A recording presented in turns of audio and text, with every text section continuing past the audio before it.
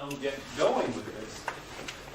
Hi everyone, my name is Jonathan Wedman and I'm a senior lecturer in educational measurement. So I'm here today to talk about tests, test use and test construction within a classroom context.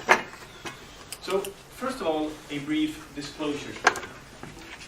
I am a test lover in heart and soul. I'm not an objective party to talk about whether tests should or should not be used in a school setting. I think they should, and they should be used responsibly. So why do we use tests in schools? Well, just to be formal for a second here. The goal when measuring student achievement in a classroom context is to gather as much reliable and valid information as possible about progression in selected parts of the knowledge requirements in as little time as possible. This is generally why we have tests in schools. And why do I talk about time in this sense? Why do I say in as little time as possible? It's because we have this little triangle that we have to adhere to. So we have quantity, we have quality, and we have time when it comes to test construction. And you can only pick two. You can produce a lot of questions, or items as they're called, and you can do it really fast, but they're going to be of really low quality. You can produce a lot of items that are really high quality, but it's going to take a long time. Or you can produce an item with really high quality, fairly fast, but you're only going to be able to make maybe one. So you cannot have all three. So in the Swedish word lagom comes to play here. You should have lagom many items with lagom quality and lagom time. And for those of you who don't speak Swedish, lagom is a way of saying, better way of saying just about right. So just about the right amount of items and so forth. Now, when we make our tests and our test items, we have many considerations to consider. Do we want formal or informal assessment? Do we want it to be written, a performance test or an oral test? Do we administer it using pen and paper or through the computer? Should it be norm-related or criterion-related, speed, power, linear, adaptive, sequential, and so on? All this we have to take into consideration, and I'm going to return to this slide in just a minute. So, with all of these options, what should we do? Well, now we have to start looking at the test construction process, which is basically this. It has 5 stages.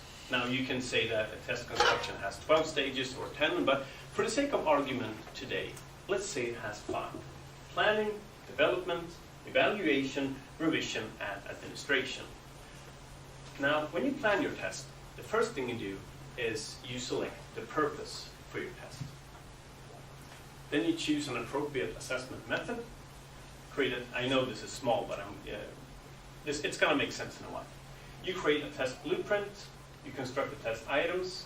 Okay. And before I go into any more, these 4 topics are the topics I'm going to talk a bit more about.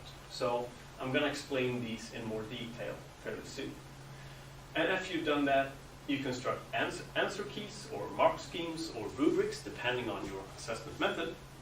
You set your standards, and then you evaluate your test, you or someone else. Does the test reflect the intended purpose? Does the test follow the test blueprint? And do the items follow the guidelines for test construction? Now, deciding the purpose of the test. Now, this may sound very trivial and very obvious, but it's also one of the things that sort of remains forgotten. People just create test items. But here's the thing. One does not simply give someone a test. You have to think it through first. So in a school setting, what you want to do, your purpose should always be, and only be, to measure some part of the knowledge requirements linked to some part or some parts of the core content. Knowledge requirements is kunskapskrav in Swedish, And core content is centralt innehåll in Swedish. So you always measure the knowledge requirements. Now back to the considerations I was talking about before. I put the ones in green that we're going to be focusing on now. Do we want formal or informal testing? Well, when we're giving tests to students, it's generally a formal test. An informal test will be just to ask someone randomly something in a classroom context, and then say, oh yeah, he or she displayed a certain proficiency in this part of the knowledge requirement, and therefore they may get this or this grade. But we're talking about formal testing. So you make a test, you give it to everyone.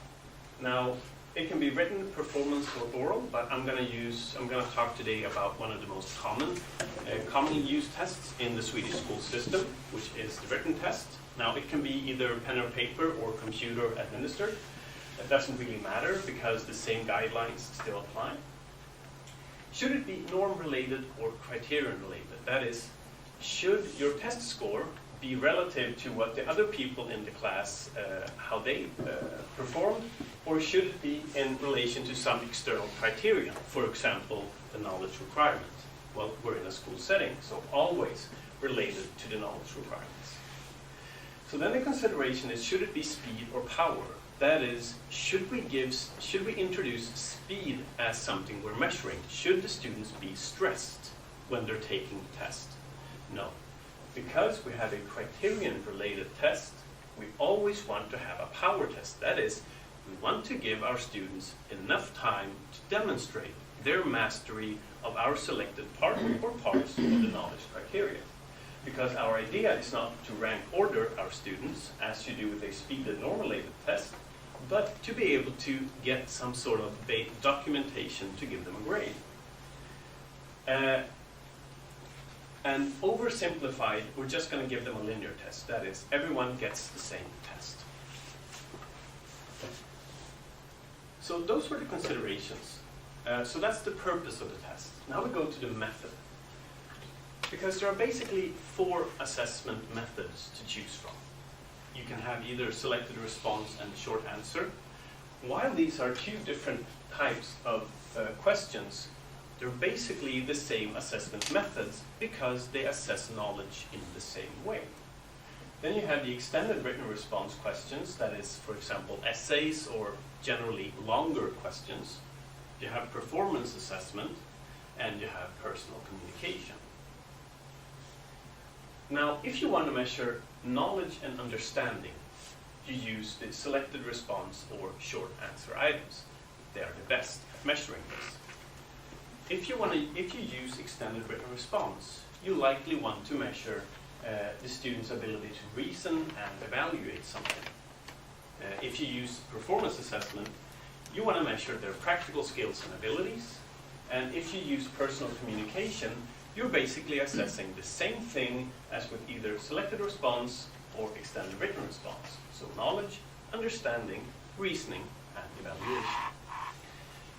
Because there are different methods, they also have different guidelines for test construction. So these 3 have their own unique guidelines for test construction. They are somewhat overlapping, but there are significant differences also. And today we're going to be focusing on the guidelines for test construction regarding selected response and short answer items. Now, selected response is not very much used, unfortunately, in the Swedish school system currently, but short answer items are. That is, students are supposed to produce some sort of written response, either a word or a letter or a number or a sentence. They should produce something. So before we go into the actual guidelines, I'm just going to comment on a comparison between selected response and short answer items compared to the extended written response. I might just call them short versus long, whereas short is selected response and short answer, and long is extended written response. And by the way, when I say selected response, it's a more general way of saying, for example, it includes multiple choice items, which I think you are all familiar with. Now, One is, if your purpose is to measure lower order thinking skills, you generally want to use the short items. That is, I'm using Bloom's revised taxonomy as just an example, and I'm using the cognitive dimension. So if you want to measure, remember, understand, or students' ability to apply and to some extent to analyze, this is what you want to use. And I also want to just clarify something, because sometimes when you talk about lower order and higher order, lower order is described as something bad or as something unwanted. But that's of course not true, and I'm just going to give you a brief example. If I go to the surgeon and I want to have my elbow operated, I don't want to wake up with my ear gone. Now the location of my elbow on my body, that is a knowledge, that is, it has to do with remembering, so it's a lower order thinking skill, but it's really, really important. When you're talking about lower and higher order, what you're mainly referring to is you don't only want the superficial knowledge to be remembered. It's not unnecessary, but you want to measure something else as well. Now, short answer and selected response questions are excellent at measuring students' ability to analyze. But I put this in orange because it's quite hard sometimes to actually construct those questions. Now, if you instead want to measure the higher order thinking skills, basically the student's ability to evaluate and create, then you want to use the extended response.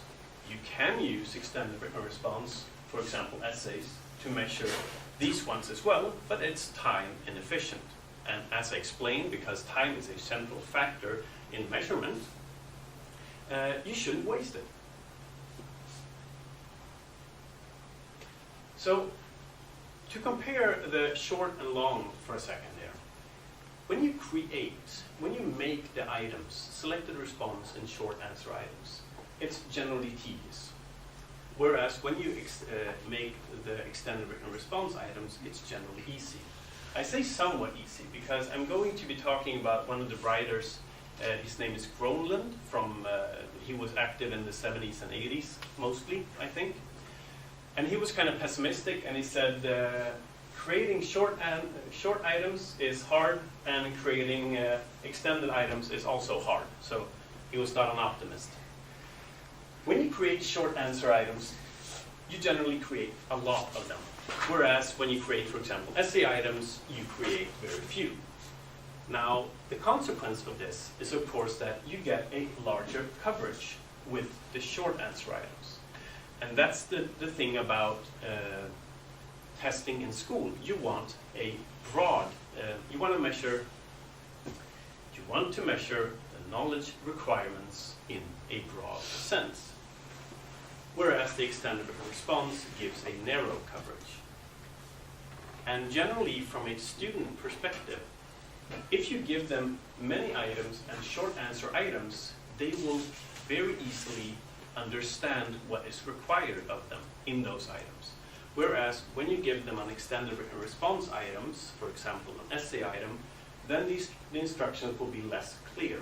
And of course, the less time you put into creating it, the less clear the instructions will be.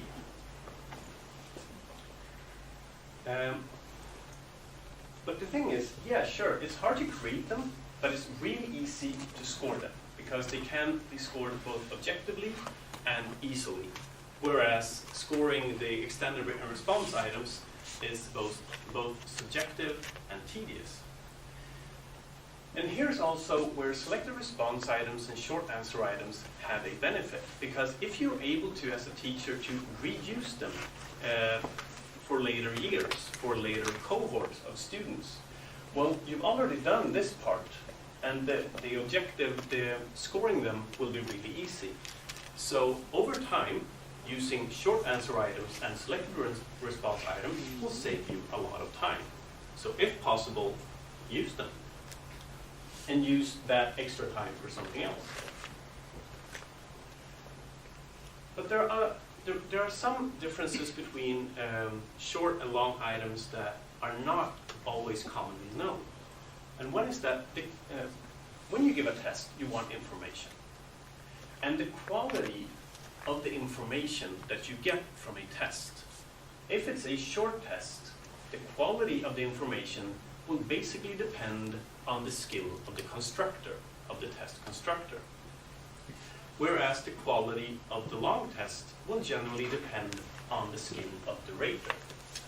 Now, in a school setting, the test constructor and the test rater is likely the same person, you, the teacher. So basically, do you want to use short or long items? Well, are you a better test constructor or are you a better rater? That needs to be taken into consideration.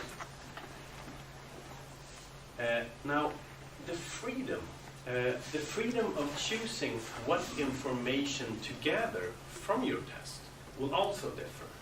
Again, if you use selected response items or short answer items, you're likely going to have a lot of them. So the freedom to determine what information you're getting from your test will be in the hands of you as the constructor.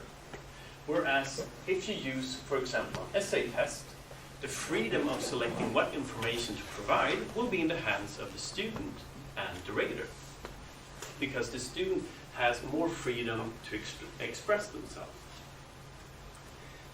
And there are threats, both when it comes to selected response and short answer items, and when it comes to extended written response. Now, this is the most commonly known one. If you have a selected response item, such as a multiple choice items, there is a possibility that a student who does not know the answer will guess and get the answer correct. A lot of people know this, and I've heard a lot of people say, oh, we don't like selected response items because of that reason. But what people forget is that there is an equal threat when it comes to extended written response items, and that is the threat of bluffing. And the more the students are supposed to write or produce, the larger is the threat of bluffing. That is, a student who does not know the answer will just write or produce something in the hopes of getting a few points. And I have an excellent example of this that was actually provided to me by one of my students this fall.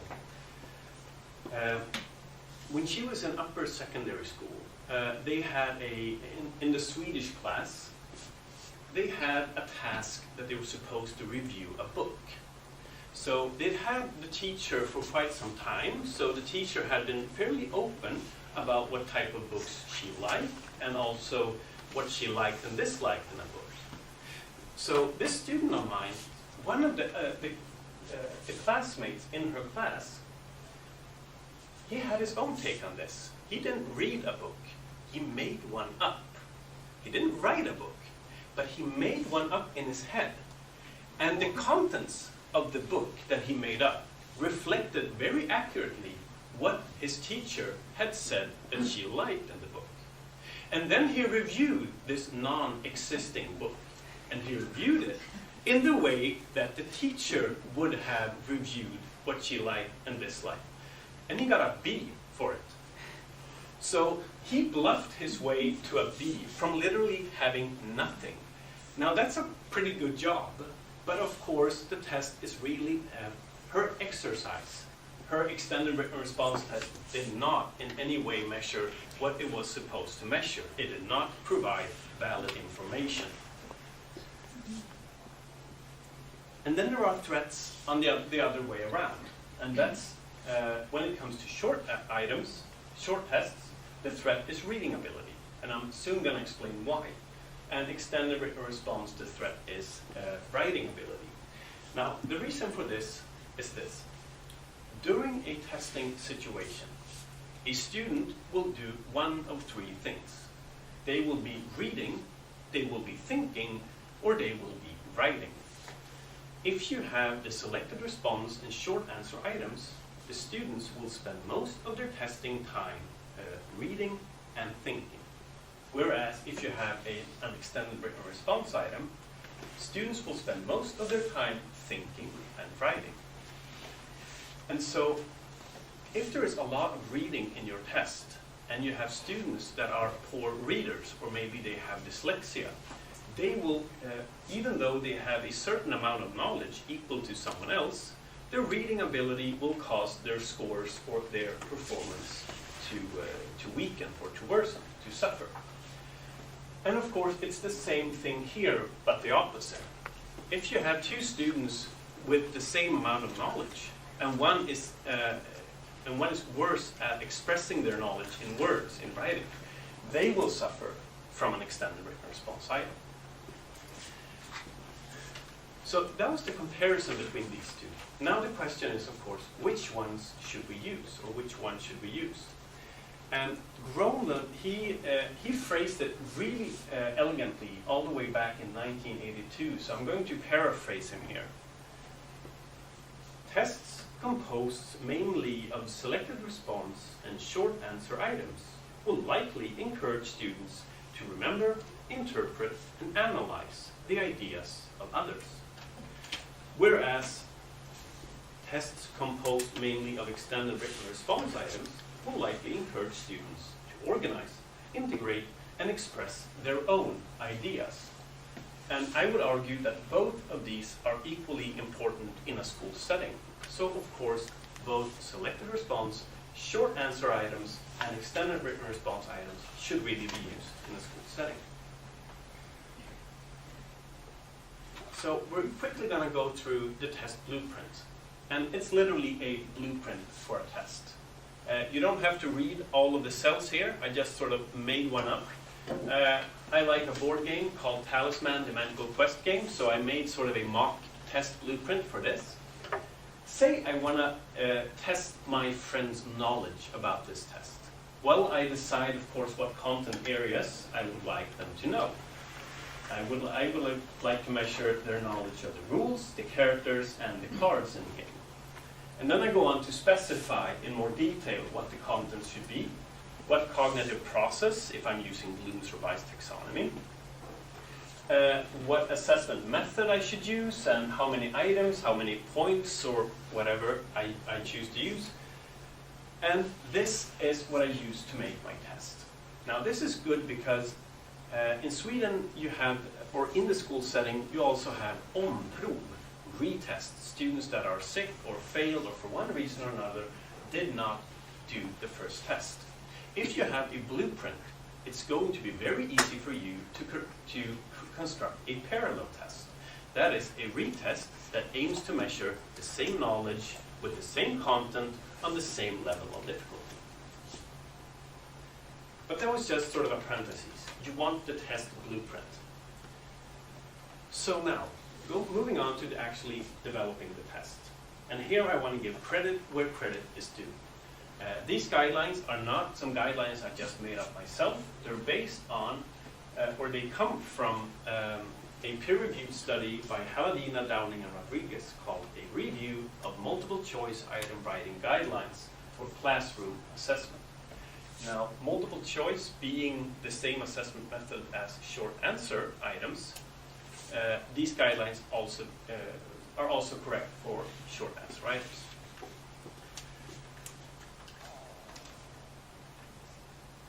So here are some of the guidelines. Now I'm going to go through them fairly quickly first, and then we're going to look at some examples from some of the guidelines. Every item should reflect specific content and a single specific mental behavior as called for in the test blueprint. That is, every item you choose to create you should know what you want to measure with that item. Also, you should base each item on important content to learn. Avoid trivial content to learn. People sometimes say, just because you can measure it doesn't mean you should measure it. You want to use novel material to test higher level learning. You should avoid opinion-based items, and you should avoid trick items. Also, you want to keep the vocabulary simple, and then just edit and proof your items, and related to this, use correct grammar, punctuation, capitalization, and spelling. And this is also one of the things that people think, oh, well, that's obvious. And yet they fail again and again to do it. You should avoid window dressing, and you should word the stem positively. So, yeah, that was just a quick recap of some of the instructions, and I'm going to go through them now with examples. First of all, important content. Each item should be based on important content to learn. Say I have a test about reliability. I should not have an item like this. How many vowels are present in the term inter-rate reliability? Yes, it is related to reliability in some form, but it is totally trivial. It's not important for my students to know. If I actually want to measure something important, maybe I should ask something like, in what situation is inter-rate reliability more appropriate than internal consistency?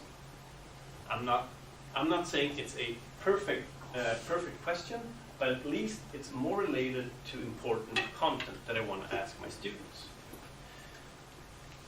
And then there's the thing of novel material, because if you want to test higher level learning, you should paraphrase textbook language or language used during instruction when used in a test item. Because if you ask students for an answer that can be found word by word, either in a text or in something you've said, you will be measuring their ability to recall what you just said, which is a lower level. So let's say we have an item like this. So my professor, Dr. Jason Voorhees, he asks me this: why should simple vocabulary be used when writing test items? And I give him this answer: because simplified language is an effective way to reduce the influence of reading ability, a source of construct irrelevant variance when the achievement test is intended to measure something else. Now this may sound like I've made a nice evaluation of the consequences of breaking this guideline. So this is possibly a higher order level thinking answer. Except it's not, because I stole it. I literally copied word by word from the article I just mentioned by Downing, Paladina, and Rodriguez, what they've said. So my answer is not higher level, it's recall. And it's not even recall because it's just word by word, so it's copy-paste. I have shown no understanding for the subject whatsoever. And this is one of my favorite ones, but this is a common guideline that people deviate from that I see when I look at classroom tests. People love to ask this type of question: what do you know about light? Or what would you do if you had a beaker of acid and a beaker of water? And which diseases do you know? If possible, try to list as many as you can. Now, people write these questions with the best of intentions, but the problem is that you can get really weird answers because all answers are correct. What do you know about light? Maybe I don't know a lot about light, so I just answer very little. That's a correct answer, but it's probably not what the teacher had in mind. What would you do if you had a beaker of acid and a beaker of water? Well, I'm afraid of acid and I'm thirsty, so I'm going to put the acid over here and I'm just going to drink the water because that makes me feel better. Again, not what the teacher had in mind. And here, which diseases do you know? Well, yeah, I know one.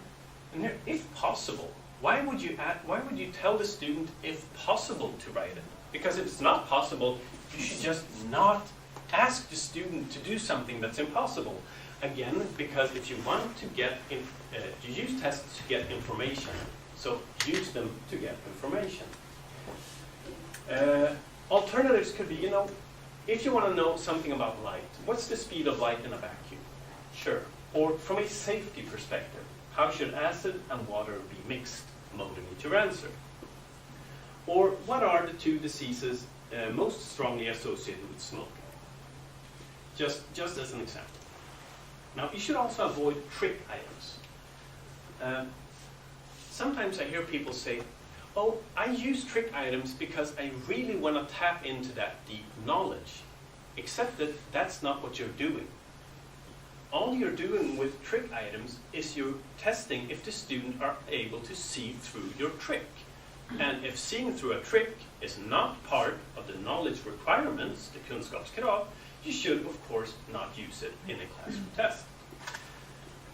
Now, here's an example, and we don't need to read the whole item because I'm just going to explain it to you. Basically, the first part of this item is just a trick to get the student to choose the incorrect answer. And there's no point to it. I could just as well start this item from this sentence, and it will be a correct item, and it would still get the same type of information.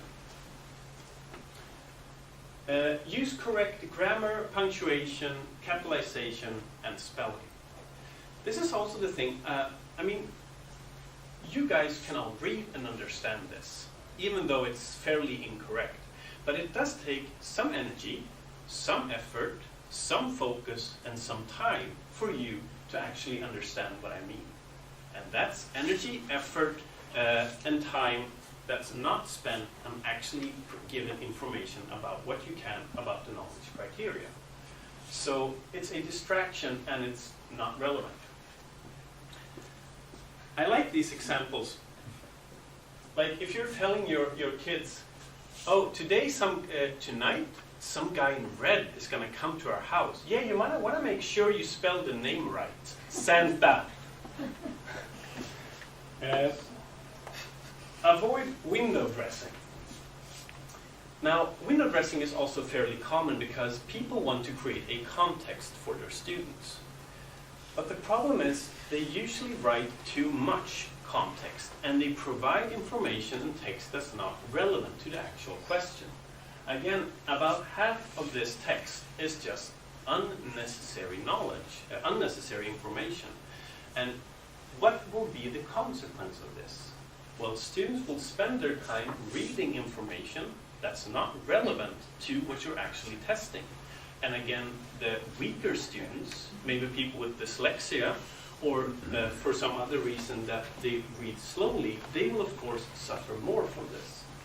And if you have selected response and short answer items, and maybe you have 20 of these questions, you're going to get so much less information than you actually wanted to. This question can be reduced to this just as easily, because that is the central information that you're asking for. You will get the same information from your students through this.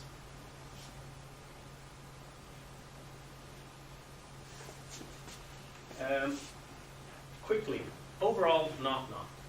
Word is then possibly avoid negatives such as not or except, but if you use them, mark them clearly. What's not an appropriate response to? Yeah, there are several reasons, but again, one of them is just that it's really simple to miss this word. And if you miss it, then of course you're automatically going to answer incorrectly on the question because you're providing other information. Not because you don't know it, because you just missed the word. If you really want to use it, then be sure to write it in caps and in boldface. But a better option would be to formulate something positive instead. What is an appropriate response to whatever it is you want to ask? So I have actually my own 2 cents in this also. I have 2 suggestions for guidelines. Now, these might be in some literature, I just haven't found it, and they're small things. Avoid exclamation marks when giving instructions to students. I see this all the time. Motivate or motivate, exclamation mark, exclamation mark, exclamation mark. And whenever I see this, I really feel that the teacher is yelling at me, because that's what you do when you use exclamation marks. And I always feel that it's unfair because I didn't do anything to deserve being yelled at. Just write motivate your answer, period. It's not like the students are going to rebel at you saying, oh, you didn't use an exclamation mark, I'm not going to motivate it now. They're still going to do it, and they're not going to be as stressed. And avoid showing personal frustration in items. I've seen items similar to this one. Researchers are not just a bunch of glorified paper pushers. Name 2 benefits for mankind that research has contributed to. This is not written by a happy individual. This is someone who is frustrated and upset and angry at the world, and apparently chose to take it out on the test that they just gave to you. just don't do it, right? Name 2 benefits for mankind that research has contributed to. You will get the same information from this question, and none of your students will note that you're angry. And I'm going to stop very shortly, just a short note on interpretation of test scores, because sometimes I get questions like this. Hi, my test has 40 multiple choice items. Where should the cut scores for E, C, and A be? And it is a relevant question, but of course I don't know. And here's why I don't know. Because there's so much subjectivity involved before coming to setting the cut scores. First, you have to interpret the knowledge requirements, that's subjective. Then you have to link your selected parts of the knowledge requirements to appropriate parts of the core content, that's subjective. You have to teach your students what you want based on your interpretation of the knowledge requirements and of your linking to the core content, so that's subjective. Then you want to decide what a representative 40-item test would look like, and you need to create a test blueprint based on your interpretation, on your decision. After that, you need to construct your test from your blueprint according to your own personal judgment on test content and test difficulty. Then you have to estimate how long it will take for students to answer all the items, and thus how long the testing time will be. And finally, you should review, have you now mastered constructive alignment? That is, does your test reflect your teaching, and does your teaching reflect the curriculum? And once you've done all that, you can just go ahead and set the cut scores. But I don't know the answer. I don't know how you interpreted, or linked, or taught, or decided, or constructed, or estimated, or reviewed. So I literally have no idea how to set the cut score. And that's all I had to say. Thank you.